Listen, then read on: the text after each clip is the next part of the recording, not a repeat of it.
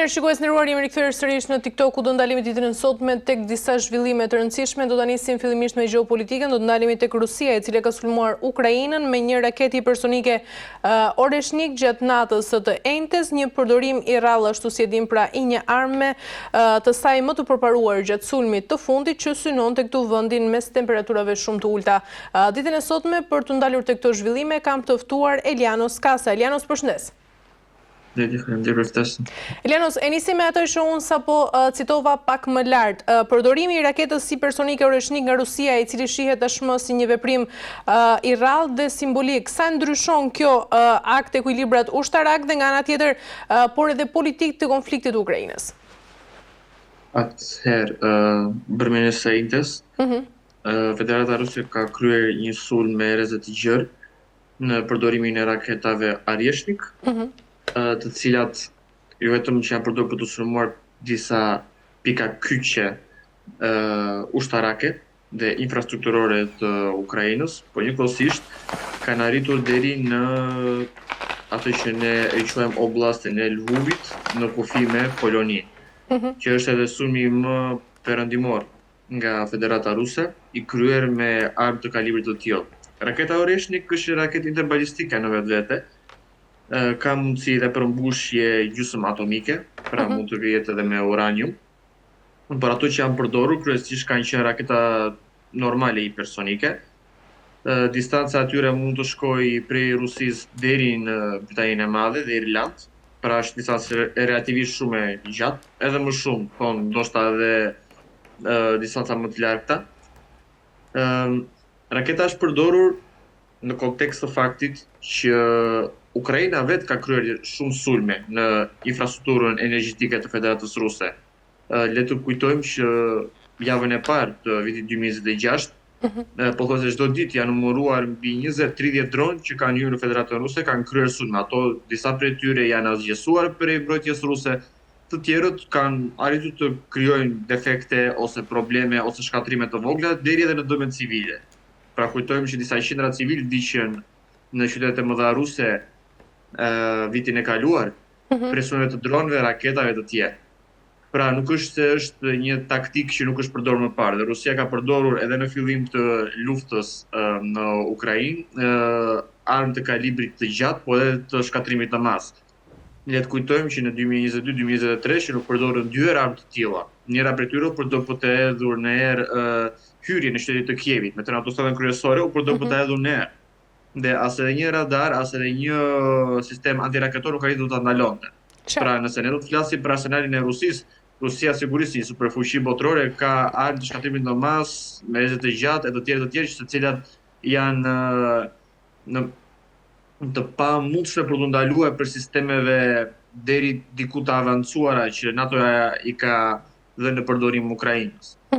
Pra nëse do të kalojmë në këtë kontekst, mund të themi që po, Rusia është duke ashpërsuar gjuhën, edhe bazuar në faktin e vijimit të diskutimeve të paqes, vijimit të dialogut në Ukrainën me anë të medijimit ose propozimeve të Shtetit Bashkuar të Amerikës, por njëkohësisht edhe me shtimin e presionit prej evropianëve në vënien e sanksione të reja të kundrejt kompanive të mëdha ruse si Gazprom dhe Lukoil, duket se edhe Rusia vetë është duke humbur atë durimin e saj që pasi ata kanë pothuajse 4 vjet në luftë. Në fakt, pikërisht do doja të ndalesha kur sulmi tashmë vjen në një moment delikat bisedimesh për paqe dhe nga ana tjetër paralajmërimesh ndaj trupave europiane. Cili është mesazhi, Elianos, që Moska tashmë po i dërgon SBA-s, por edhe NATO-s? Mesazhi ka qenë që në fillim i njohur për Federatës Ruse. Ne do të themi që rusët kanë një konceptualizim shumë klasik të rendit botëror, shumë të ndoshta do ta quajmë të vjetër, të bazuar në atë që në shekullin e 19, pas thyrjes së Napoleonit në Moskë, u quhet koncerti i popujve. Pra është një lloj ideologjie në ndarjen e zonave të influencës. Rusia aktualisht këtë gjë kërkon sot. Pra, Ukraina bën pjesë e zonës së saj të sigurisë dhe të influencës. Dhe ajo çfarë duhet është që Bashkimi Evropian, NATO, Shtetet e Bashkuara e të tjerë nuk duhet të kenë as edhe një prezencë kërcënuese në kontekst politik, ideologjik dhe sigurisht militar. Nëse ata e kanë përqartë, nëse trupat evropiane do të vënë këmbë në Ukrainë, në çdo lloj konteksti, pa qeruajtës që pa qeruajtës, kjo është dekretat e hapur lufte. Pasi kjo zonë e influencës, ne kemi thënë, ata e ka thënë vërtet, kur po samiti i Bukureshtit, por edhe më parë në konferencën e Munihut në 2007, që ata nuk do të pranojnë as edhe një lloj avancimi në atë që ata quajnë territor të kuq. Me thënë që është Bielorusia, Kaukazi, siç ishte rasti i Gjeorgjisë, Azia Qendrore, Ukraina. Pasi këto territore janë ajo që quhet në anglisht buffer zone, ose një zonë njastëk, e cila supozohet të krijojë një lloj bariere mbrojtëse midis një agresioni të mundshëm, që rusit e perceptojnë pasi gjithmonë rusit janë pushtuar nga kjo zonë. Napoleoni hyri prej Bielorusisë dhe Polonisë. Nazistët hyn prej Ukrainës, Bielorusisë të tjerë. Pra, fakti që ndron kryesisht edhe bazuar në që këto shtete janë fushore. Pra ne dimë që Rusia ka shumë ato që ne quajmë stepa fusha, ku ja nuk ka mbrojtje natyrore. Dhe këto territore, Ukrainë, Bielorusi e të tjerë, sidomos Ukraina së fundi, supozohen të kenë rolin e fortifikimeve ose avamposteve politiko-ideologjike dhe ushtarake të Federatës Ruse për të mos lejuar asnjë lloj kërcënimi të mundshëm që mund të vijë nga perëndimi.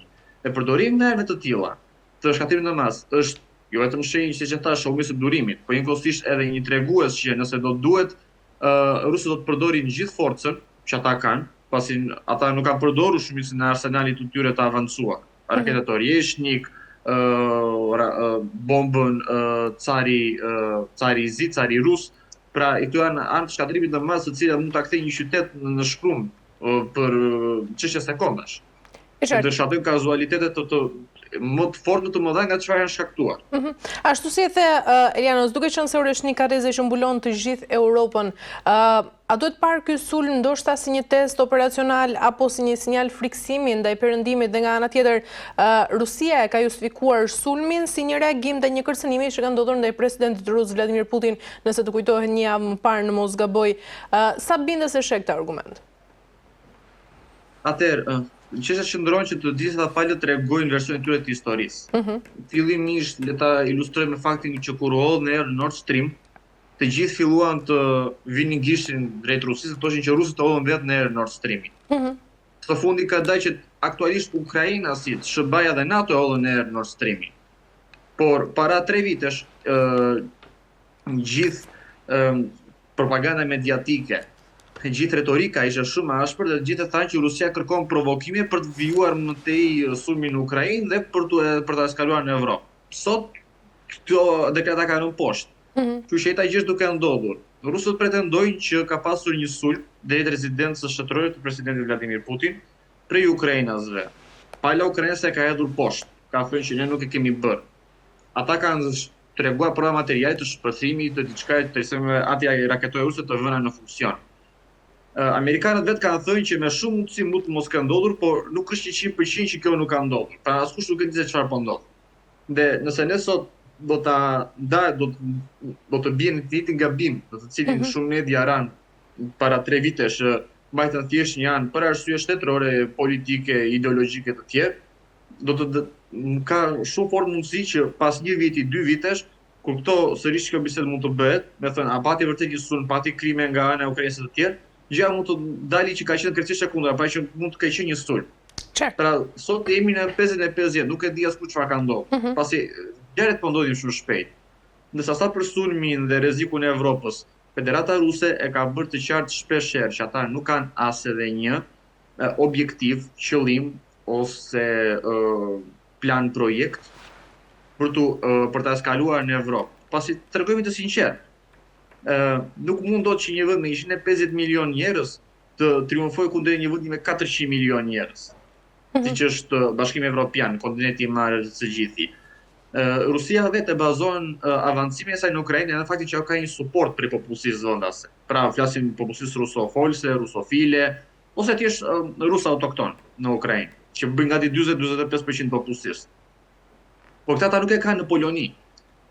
Ata nuk e kanë në Çeki, nuk e kanë në Francë, nuk e kanë në Shqipëri. Ne nuk kemi popullsi ruse të tillë në Shqipëri, që mund të themi që ne kemi diku te 600.000 rus, Dhe kjo do të thotë që ne jemi të rrezikuar, jo, nuk ka asnjë lloj rreziku në këtë aspekt. Me thënë një lloj eskalimi, bombardime gjatë të këtij lloji. Plus, ne dimë që nëse Rusia do të hyjë në Balltik, do të hyjë në Poloni, do të hyjë, nuk e di, në Finland, në çdo vend që mund ta marrim, ne kuptojmë që sanksionet jo vetëm që kanë për ta shkatruar ekonominë ruse, marrja e gjithë aseteve ka për ta shkatruar ekonominë ruse, përgjithsisht izolimi i tillë, pasi Rusia ka kontakt me Evropën akoma, ekonomik vazhdon sigurisht, por ky kontakt ka për të prerë tërësisht dhe madje Rusia do të humbi dhe atë pak legjitimitet që ka sot midis shumë vendeve, pasi një luftë për të mbrojtur trashëgimin ruso-ortodokso-slave në Ukrainë është dedikuar justifikueshme në kontekst nacionalist, gjeopolitike të tjerë. Për të ndaluar NATO-n, njëkohësisht është e njëjta gjë. Po kur ti avancon në territoret të NATO-s, kur ti shkon në vende të cilat ti ke 0% mbështetje, si Polonia për shembull, është 98-99% kundër. Çdo lloj marrëveshje, çdo lloj akreditimi, çdo lloj bashkëpunimi me Rusinë. Pra si mund të vinë trupat ruse në Poloni të kërkojnë të kenë mbështetje të formojnë qeveri kukull dhe të tjerë. Pra këto janë pak a shumë lojra, me thënë lojra fjalësh dhe propagandë mediatike. Pasi Rusia ka 4 vjet dhe nuk po arrin dot Ukrainën ta thyejë. Me thënë që është një luftë proxy, një luftë që bëhet me mbështetje. Le të mos flasim për vende të cilat kanë ndjenja të forta patriotike si Polonia, Çekia, Slovakia, dhe luftën e ashpër që ato kanë për të bërë. Pra janë thjesht jo realistike si pretendime që kanë për të ardhur në Evropë dhe të tjera. E qartë. Elianos, ka ana tjetër, goditja e infrastrukturës energjetike, ashtu si ne e dimë, në mes të dimrit ka qenë një taktike përdorur edhe më herët dhe përsëritur edhe më tani. Dhe duke marrë parasysh këtu edhe përfshirjen e Shtetet Bashkuara të Amerikës dhe sekuestrimin e anijes cistern ruse, a mendon se rrezikon tashmë ky zhvillim një përshkallëzim tjetër më të gjerë rajonal? Goditja e infrastrukturës energjetike është diçka që po vazhdon dhe ka vazhduar për 3 vite, nuk ka pasur një kontekst të madh eskalimi. Ne të kujtojmë që në 2022 filluan që të goditeshin infrastrukturët energjetike të njëra tjetrës, si të Federatës Ruse dhe të Ukrainës, në kontekstin e konfliktit që ata kanë së bashku. Ndërsa nga ana evropiane, nëse Evropa ka ndihmuar Ukrainën me logjistik, Rusia nuk ka ngritur më prapa me luftën e saj proxy, me anë të sabotazheve, me anë të njerëzve të cilët kanë bindje kundër qeverive të tyre dhe që kanë ndërmarrë veprime të ndryshme për të ngadalësuar, paksuar ose stopuar ndihmën për Ukrainën ose operacionet e perëndimit Bashkimit Evropian NATO-s kundër Federatës Ruse. Pra nuk është diçka jashtëzakonshme, plus në Rusi këto gjëra janë normale, është i vend shumë i madh në botë, me 150 milion banor, 190 minoritete, çdo lloj habitati natyror të tjerë. Pra nuk është se për ata edhe në kohë paqe ka pasur probleme infrastrukturore ose probleme meteorologjike të tjera.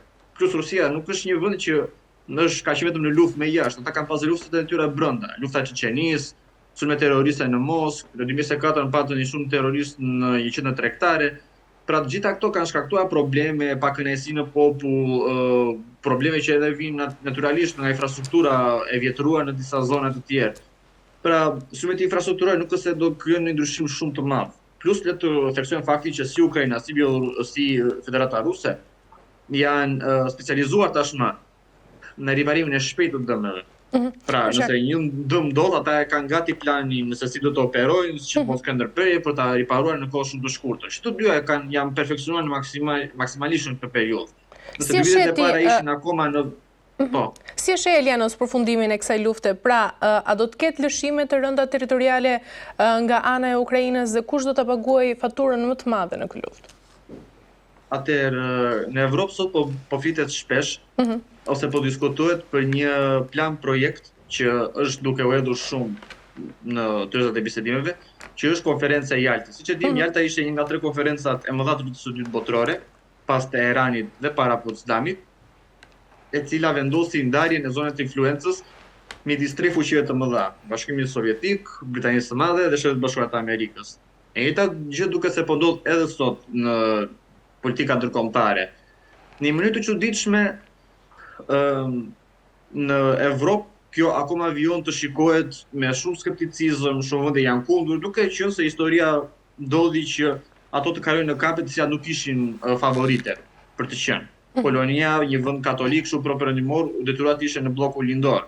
Ndërsa vende që kishin shumë marrëdhënie me Federatë Ruse ose vende që ishin le të themi në marrëdhënie të mira me shërbane të tjerë, detyruan të shkputeshin prej tyre, si Rumania, si Jugoslavia të tjerë.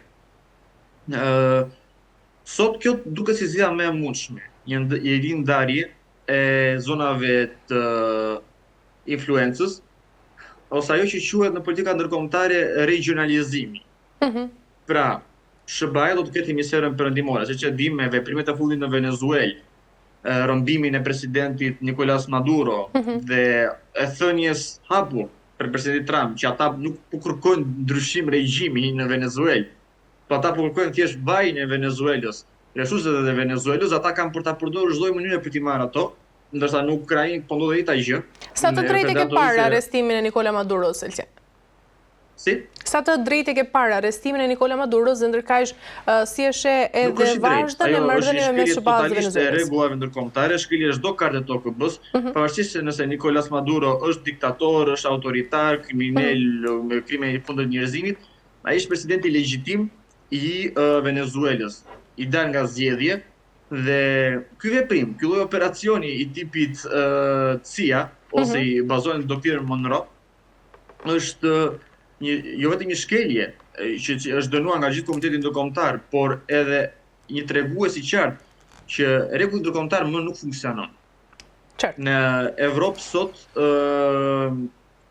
po qarkullon shumë fort një shprehje në të cilën karta ndërkombëtare e të drejtave të njeriut, ligji ndërkombëtar i Kombeve të Bashkuara është thjesht për të dobtit, për vulnerablit, nuk është për të superfuqit.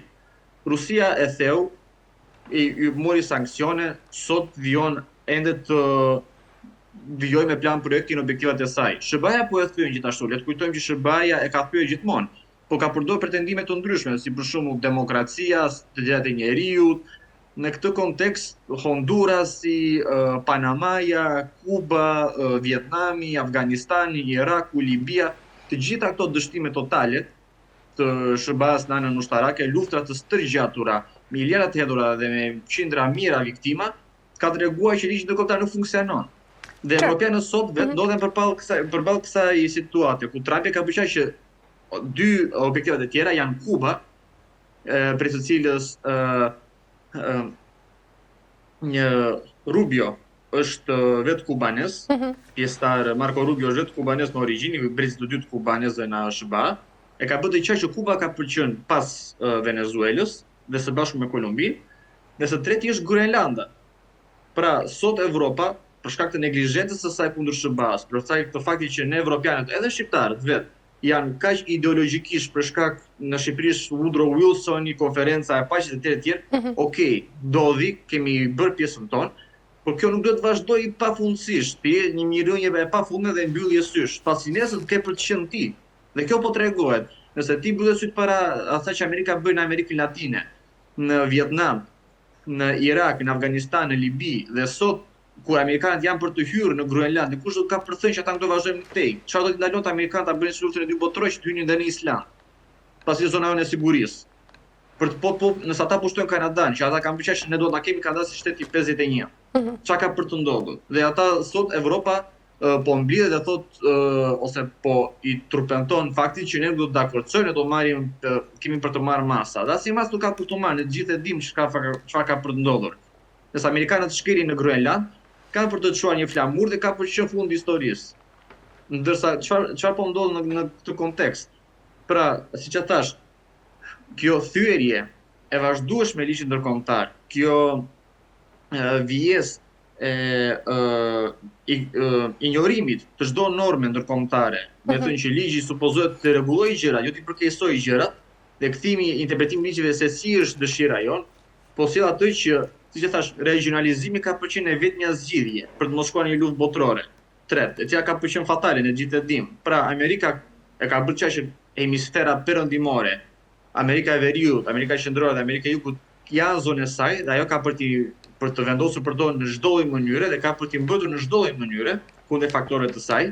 Rusia ka bërë po ashtu të qartë që ish Bashkimi Sovjetik pa Republikat Balltike, me Azinë Qendrore, Kaukazin Ukrainën dhe Bielorusin është zonë e saj dhe ata nuk do të lejojnë as edhe një ndërhyrje në këtë zonë, të përdorin dhe forcën, si rasti i raketave Oryeshnik. Në Kina njëkohësisht duke bërë të një gjë, India njëkohësisht duke bërë të një gjë, mbi Oqeanin Indian dhe botën hinduse. Kina me Tajvanin edhe gjithë perandorinë kineze, me thënë flasin për zonë siç janë Tibeti, siç është Mongolia, Korea e Veriut, që ka qenë pjesë e zonës influencuese të Kinës. Dhe së fundi dhe Korea e Jugut po afrohet shumë me Kinën. Duke parë situata mund të eskalojë në një drejtim shumë të pakëndshëm për ta. Pra gjitha këto i japin edhe zgjidhjen e vetme që ne sot mund të kemi. Pra regionalizimi, një konferencë paqe e cila ka përndarë sërish me zonat të influencës, ose për të treguar, për ta thënë më shqip gjën, ne do të kalojmë sërish me shumë mundësi në luftë të ftohtë, ku kemi për të ndarë sërish në kampe dhe ne jemi ndarë në kampe. Kampet autoritare, regjimet anarkike, juntat ushtarake në botën jugore, që ne e quajmë Afrika, Amerika Latine, regjimet konservativo, iliberale të demokracisë në Evropën, në Euroazi dhe Azinë Veriglindore, ose në Azinë Juglindore. Pra kjo është një lloj ndarje. Dhe aktualisht në Evropë, edhe në çështjet akademike, kjo shikohet se vetëm një zgjidhje për të rritur një nivel stabiliteti. I këndshëm i pakëndshëm, duhet sot pranohet që bota globaliste ka dështuar, regjimi ose le të themi politikat liberalo sociale, pro-perëndimore të tjerë integruese kanë dështuar, njerëzit janë të pakënaqur, po kalon në katastrofë gjithçka, dhe vetëm ajo që duket se duhet ta kthejë gjën ose që po e mban gjën në vit, është një regionalizim, krijimi i bllokeve dhe i zonave të influencës, se secili është i lumtur. Në anën tonë bëjnë çfarë të duan, në anën e tyre ata bëjnë çfarë të duan. Dhe këtë është ajo që dhe Rusia dhe Amerika po kërkojnë sot. Mos ndërhyni dhe ne do të ndërhyjmë. E qartë. Eliana Osmir, pyetja e fundit shkurtimisht të lutem, një koment për deklaratën e presidentit të SBA-s Donald Trump, i cili ka deklaruar se pushteti i tij është i kufizuar vetëm nga morali i tij, duke lënë më një ankth ligjin ndërkombëtar, por ndërkaq edhe kufizime të tjera në aftësinë e tij për të përdorur këtu forcën ushtarake për të goditur, pushtuar ose detyruar shtetet të ndjekin urdhrat e tij në të gjithë botën. Presidenti Trump e ka bërë të qartë që atij nuk i intereson ligjin ndërkombëtar. Si dhe profesor John Mearsheimer ka thënë së fundi në një intervistë, presidenti Trump nuk i intereson as ligji ndërkombëtar, as drejta ndërkombëtare. Për atë Amerika është e para. Mirëqenia e Amerikës, integriteti i Amerikës dhe prestigji i Amerikës është vini i pari në çdo konteksti. Ndërsa për ligji ndërkombëtar ka qenë gjithmonë. Dhe kjo nuk është diçka siç ata që ne do të çuditemi këtu ose të tregojmë sikur po do diçka jashtëzakonshme.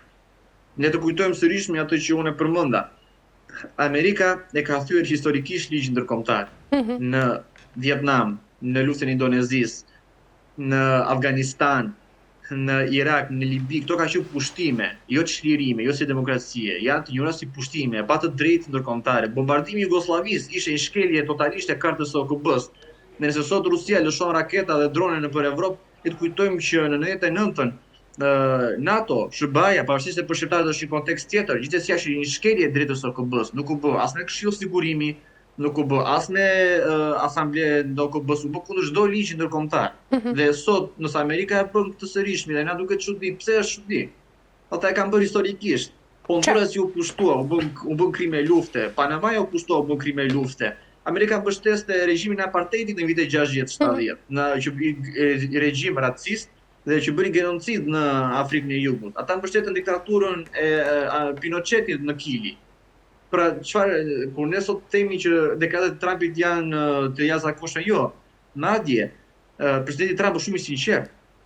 Duhet thënë faleminderit për këtë, sepse nëse ne dëgjojmë më parë që ne po vim në Irak për të sjellë demokracinë, në Afganistan për drejtat e grave, për feminizmin, për të drejtat e LGBT-s, për njerëzit që të çlirojnë të emancipojnë, jo, nuk është e vërtet fare. Ka qenë resurset, e presidenti Trump ka vetëm këtë pozitivitet, që ai është i sinqert dhe thotë gjën, ne po vemi në Venezuelë për vaj. Dhe ai e bëri të qartë që Venezuela ka për të na dhënë vajin, sa të duam, si të duam ne. Dhe nëse presidentja e re nuk do ta na zbatojë atë që ne kërkojmë, ne do thjesht do ta heqim qafe, ne do vëmë një tjetër që ta bëj. Ne jemi ligji këtu. Nuk janë as venezuelianët, as kolumbianët, as brazilianët. Dhe fatkeqësisht duket se kjo po vjen për në Evropë, në rastin e Groenlandës. Qartë. Mirë Elianos, kemi arritur në fund, të falenderoj për gjitha informacionet. Ishte kënaqësi.